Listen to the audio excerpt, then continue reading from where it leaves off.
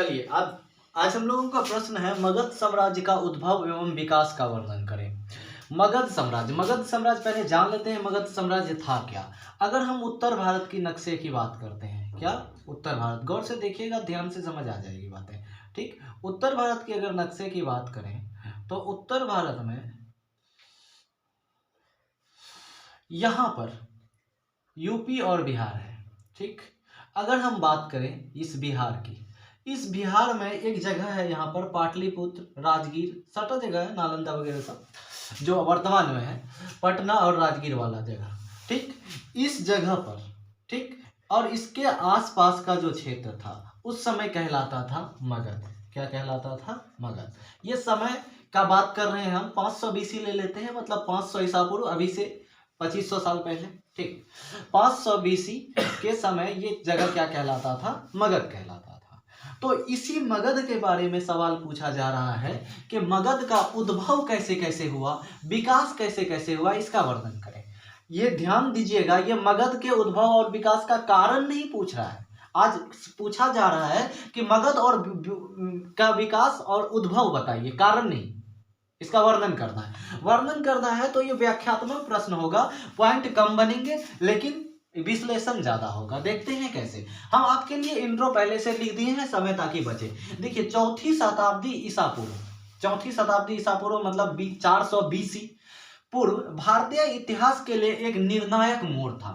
देखिए, ये इतिहास में लिखने के लिए ये बहुत अच्छा जगह होता है। अगर हम बोले जैसे अकबर का शासनकाल भारतीय इतिहास में स्वर्णिम मोड़ था, निर्णायक मोड़ था, जहां से कि अच्छा शासन का शुरुआत हुआ। उसी तरह प्राचीन काल में जाएंगे तो यही चीज एक लाइन लेते हैं, निर्णायक मोड़, एक अच्छा मोड़।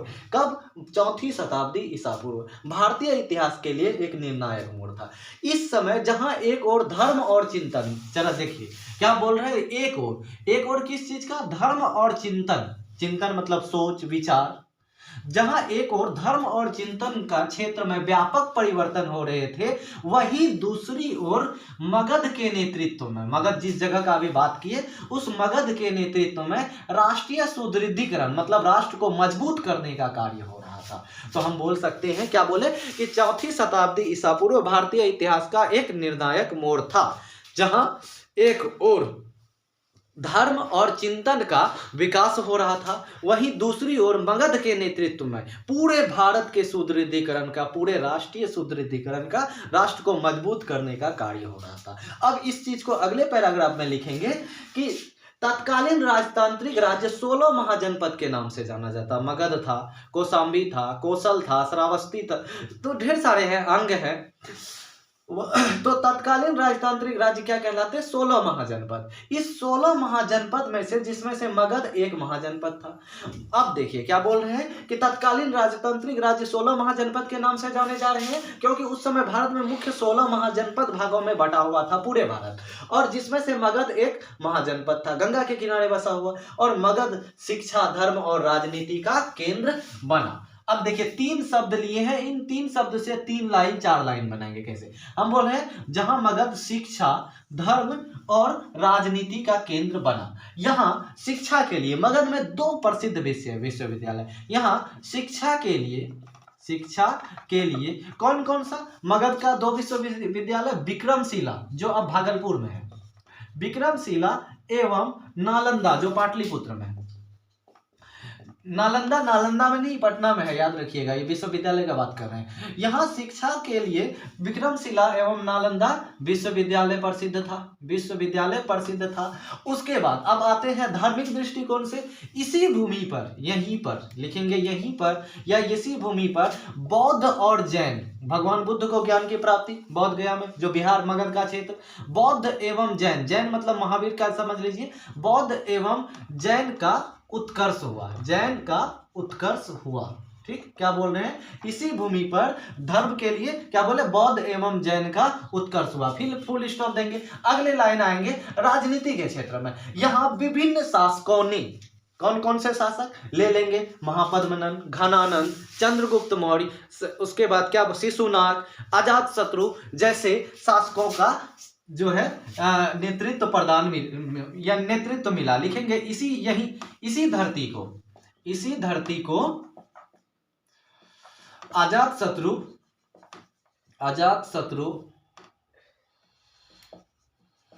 चंद्रगुप्त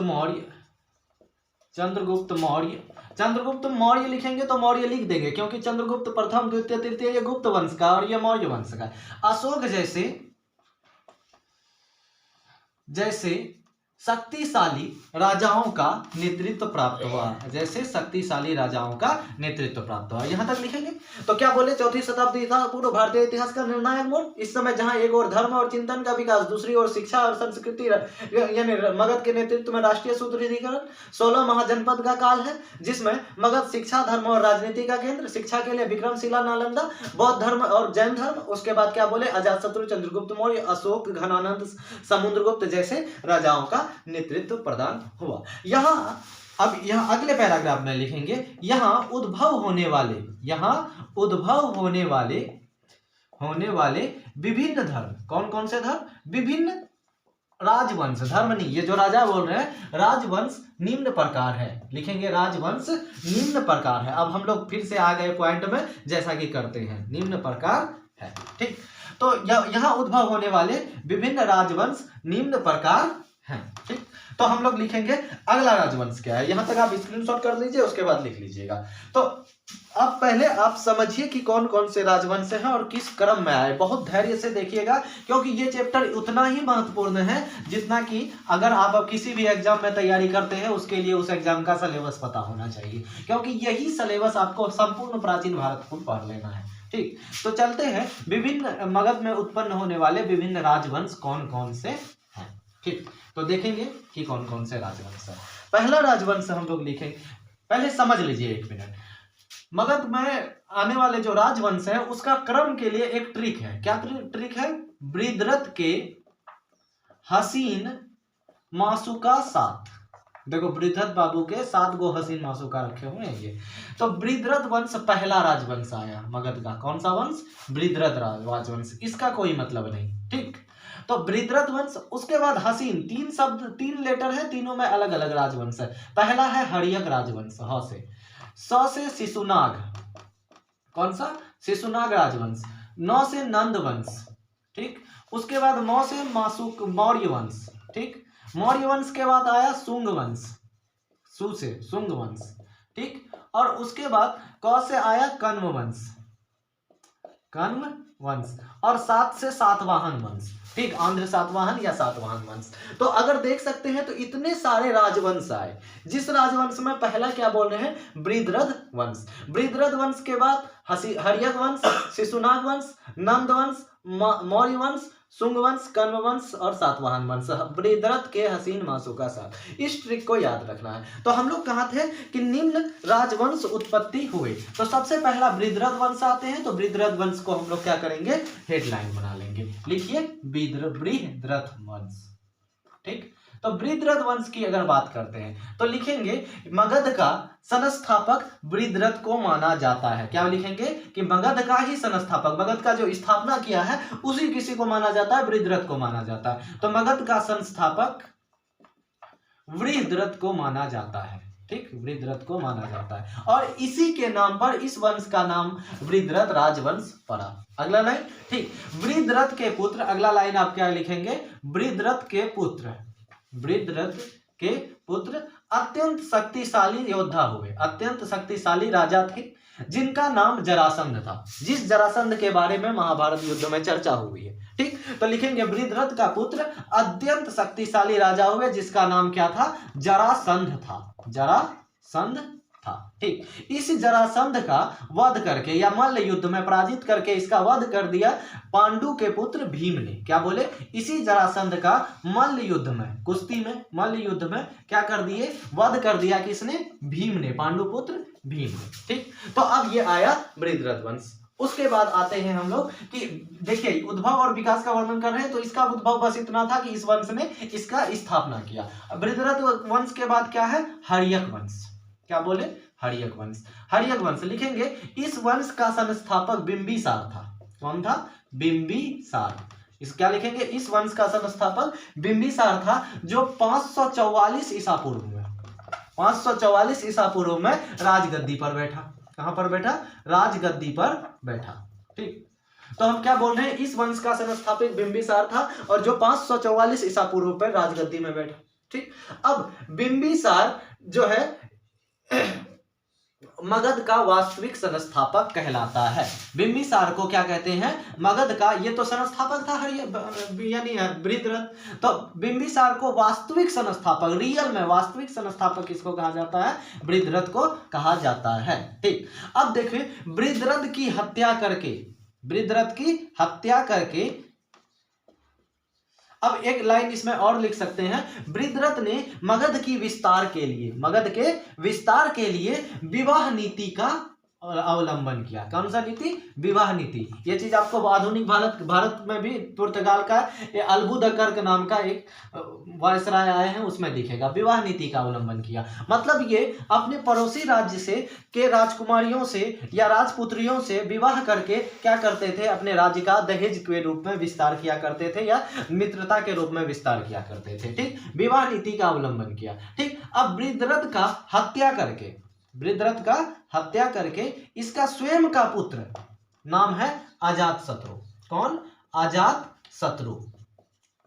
अजातशत्रु ने क्या कर दिया, इस स्वयं का पुत्र अजातशत्रु ने इसकी हत्या करके इसकी गद्दी हत्या ली। ठीक, कौन, अजातशत्रु। तो अब अगला लाइन आप अजातशत्रु के बारे में हेडलाइन बना के 2-4 लाइन लिख सकते हैं। ठीक, तो अजातशत्रु लिखेंगे, यह हर्यक वंश का दूसरा सबसे शक्तिशाली योद्धा हुआ।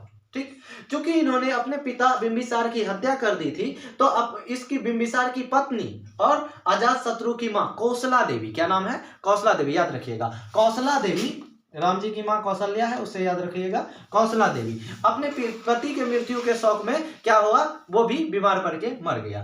तो अपनी, अब जो कौशला के भाई थे, मतलब ये अजातशत्रु के मामा जी, इनको बिंबिसार को, मतलब अपने जीजा जी को एक दिए थे राज्य दहेज में, और उस राज्य का क्या नाम था, उस राज्य का नाम हम भूल रहे हैं, उस राज्य का नाम काशी था। क्या था, काशी दिया था दहेज में, क्या दिया था, काशी।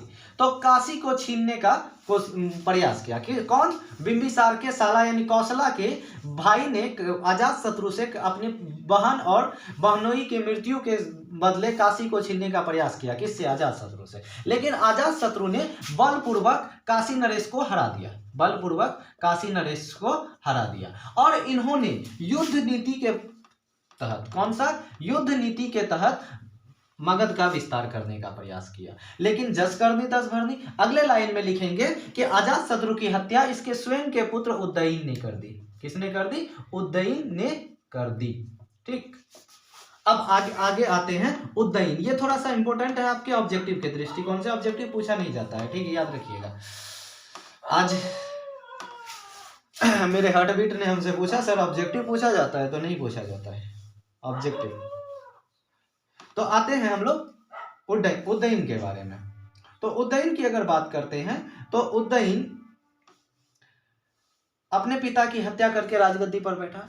उदयन ने ये जो मगध की राजधानी थी पाटलिपुत्र में स्थापित की। देखिए, इससे पहले मगध की जो भी राजधानी थी वो सारी की सारी राजधानी कहाँ थी, राजगिरी में थी। राजगिरी कहाँ, जो राजगिरी या गिरिब्रज के नाम से जाना जाता है। इससे पहले मगध की सारी राजधानियां कहाँ थी, पाटलिपुत्र यानी राजगिरी में थी या गिरिब्रज में थी, उसी का नाम है, क्या बोल रहे हैं हम, राजगिरी या गिरिब्रज में थी, गिरिब्रज में थी। ठीक, लेकिन उदयन ने क्या की कि मगध की राजधानी पाटलिपुत्र में स्थापित किया। चलो रहने दो। ठीक, अब आते हैं हर्यक वंश के बाद। हर्यक वंश के बाद हम लोग क्या बोले, शिशुनाग वंश। तो अगला आप हेडलाइन बनाएंगे शिशुनाग वंश।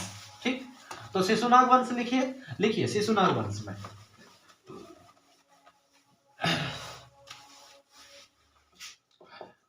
शिशुनाग वंश।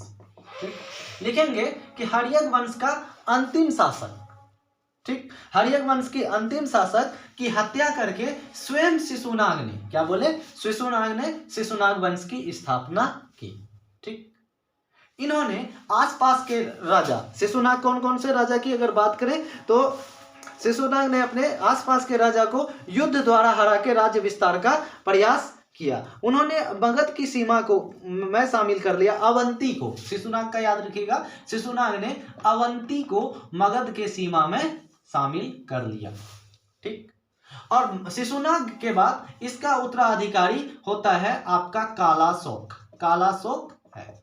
अब कालाशोक को काकवर्ण के नाम से भी जाना जाता है। कुछ इतिहासकार दोनों को अलग अलग मानते हैं, कुछ इतिहासकार इसे एक ही मानते हैं। तो कालाशोक को काकवर्ण के नाम से माना जाता है। देखिए, अगर मैं ये बोल रहा हूं ना, कुछ इतिहासकार इसे काकवर्ण मानते हैं, अलग मानते हैं, कुछ इतिहासकार एक ही मानते हैं, वो भी आप लिखेंगे। ये चीजें आप जितना लंबा कर सकते हैं, मेरा सारी बकवास लिख के आना है एग्जाम में, हम पहले बता रहे हैं।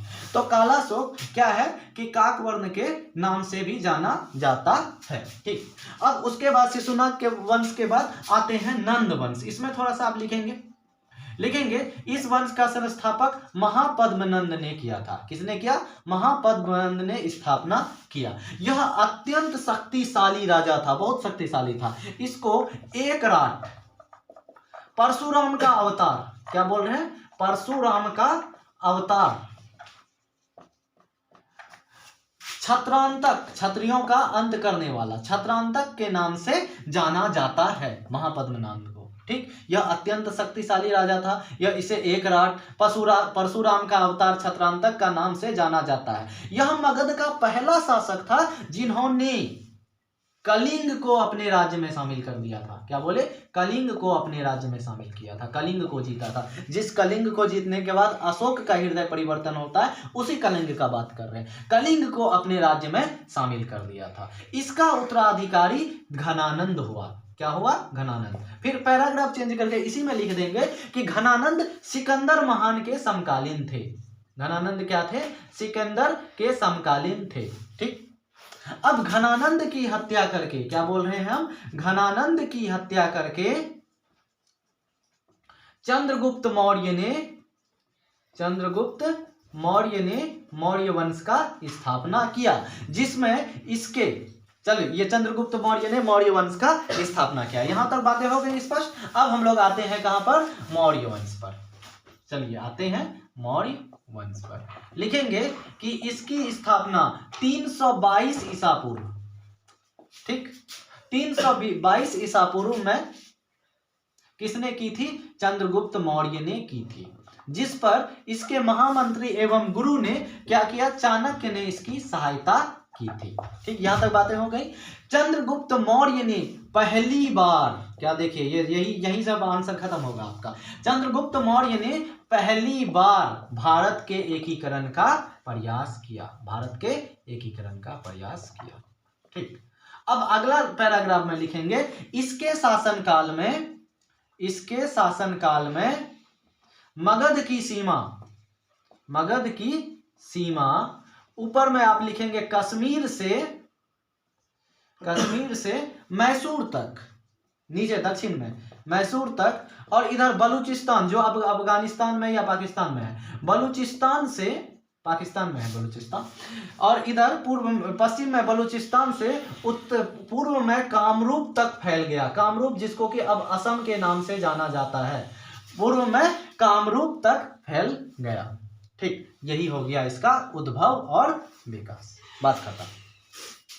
तो इतनी सारी बातें अगर आप लिख पा रहे हैं तो आप सोचिए कि आप 5 से 6 पेज लिख देंगे। ठीक, तो अब हम लोग नेक्स्ट क्वेश्चन लेंगे। ठीक, नेक्स्ट क्वेश्चन इसी में लेंगे कि मगध साम्राज्य का उद्भव और विकास का वर्णन करें तो हम लोग पढ़ लिए। अब पढ़ेंगे कि मगध साम्राज्य के उद्भव या विकास का कारण क्या क्या था। इसको तुरंत हम 5 मिनट में समझा दे रहे हैं, आपको समझ में आ जाएगा चीजें क्या थी। और बहुत ही इंपॉर्टेंट है, आगे हम लोग फिर पढ़ेंगे कि भारत में यूनानी आक्रमण, सिकंदर ने जो आक्रमण किया, सेल्यूकस निकेटर ने आक्रमण किया, उसका क्या प्रभाव पड़ा, समाज में क्या पड़ा, राजनीति में क्या पड़ा, अर्थशास्त्र में क्या पड़ा, ये सारी चीजें हम लोग नेक्स्ट क्लास में देखेंगे। फिलहाल हम लोग देखेंगे मगध साम्राज्य के उद्भव के कारण क्या क्या थे, मतलब ऐसे कैसे कौन कौन से फैक्टर्स थे जिसके कारण मगध साम्राज्य का उद्भव हुआ। तो मगध के बारे में आप लिखेंगे कि मगध भारत के कौन कौन सा सीमा, उत्तर पूर्वी सीमा पर स्थित एक राज्य था, एक महाजनपद था, जिसका विकास, क्या बोले, बृहद्रथ वंश से लेकर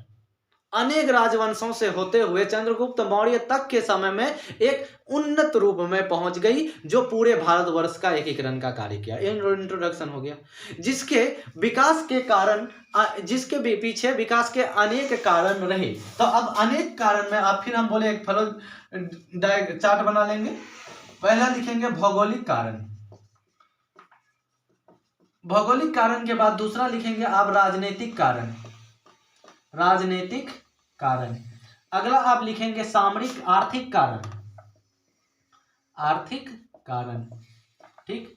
उसके बाद आप लिखेंगे सामरिक कारण, और आप अन्य लिख सकते हैं बौद्धिक कारण, ठीक। तो हम आप आते हैं भौगोलिक कारण में। भौगोलिक कारण में अगर तुम देखोगे तो मगध की जो सीमा थी, मगध में बोल सकते हैं मगध का एक और गंगा नदी था। क्या था? गंगा नदी, जो इसकी सुरक्षा का कार्य करता था।